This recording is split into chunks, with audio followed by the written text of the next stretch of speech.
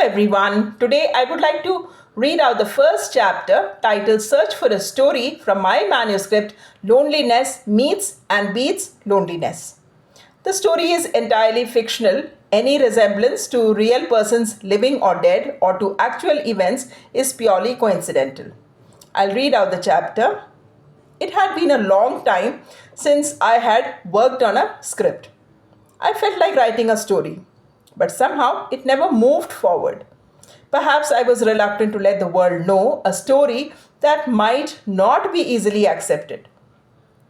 Still, I gathered the courage to write about a woman I had met 12 years ago. For a long time, I asked for her permission to tell her story. Every time I asked, she refused. But after many attempts, she finally agreed. This time, she gave her consent wholeheartedly, with just one condition: her name must never be revealed to the world. After all, names are not important, stories are, especially when they carry a message that the world must hear. So let me tell you the story of Maya. Maya lived a life that seemed distant from the rest of the world. She stayed mostly in her cozy little room, yet she always appeared cheerful. Untouched by the world's pollution, her skin looked as soft as snow. Her broad forehead seemed to carry stories not only of her own life but perhaps of the entire world. Her sharp nose seemed selective about what it wished to notice: the fragrance of life or the stench of the outside world. And her beautiful eyes always sparkled with happiness. I had always seen her smiling. She lived in solitude. People often said she was lonely, but when I looked at her closely, something felt different. To me, the world seemed lonelier. Even in a crowd, she appeared far happier than many people surrounded by others. And although she lived alone, loneliness never seemed to be her companion. I was fortunate enough to meet her. From Maya, I learned something very important. No person is truly lonely, even when they are alone. Loneliness is often nothing more than a thought. You must be wondering how I met her. Her house was located just one floor below mine. It almost felt as if my ground floor was touching her roof. And that is where our story truly began. It was the first day in our new apartment. My husband and I had been eager to move in quickly and begin our life together in this new place. Finally, we were in our dream home.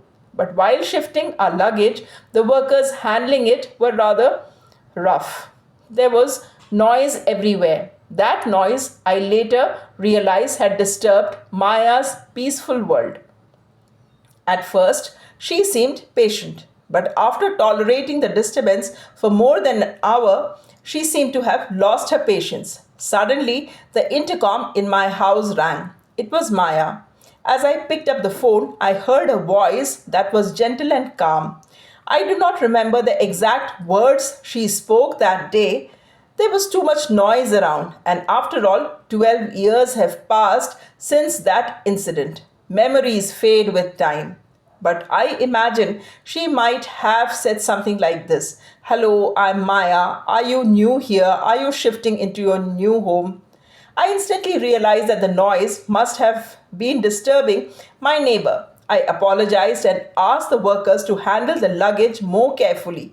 The conversation lasted not more than 2 or 3 minutes, yet the calmness of her voice stayed with me. I remember thinking to myself, if it had been someone else, they might have immediately complained to the apartment association. But my new neighbor seemed different. She ended the call warmly.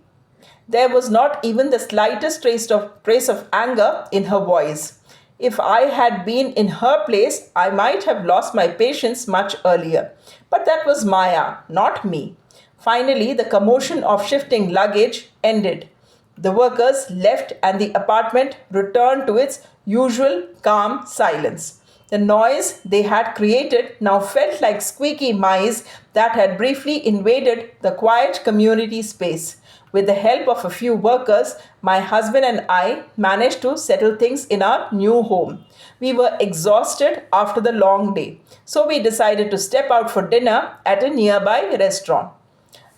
That day, we had missed our usual morning or evening walk, so instead, we decided to take the stairs down to the parking area. As we walked downstairs, something unexpected happened. Maya opened her door at the exact moment. She had stepped out to take her shoes from the shoe shelf placed outside her home in the corridor. I immediately knew she was the woman who had spoken to me on the phone. We exchanged smiles. I stopped to introduce myself and once again apologized for the noise that must have disturbed her peace. She simply smiled throughout our conversation. She seemed completely calm, as if the disturbance had already been forgotten. My husband and I were getting late for dinner, so our conversation ended quickly. But little did I know then that the noise created by those workers, the ringing of the intercom, and that brief meeting with Maya would eventually change my entire perspective on life. At that moment, I had no idea that one day I would write Maya's story and the story of her friendship with someone else. With whom? That is a story for the upcoming chapters. That's all for the day. Do let me know your thoughts about the story by writing in the comments section. Thanks for watching and thanks for your time.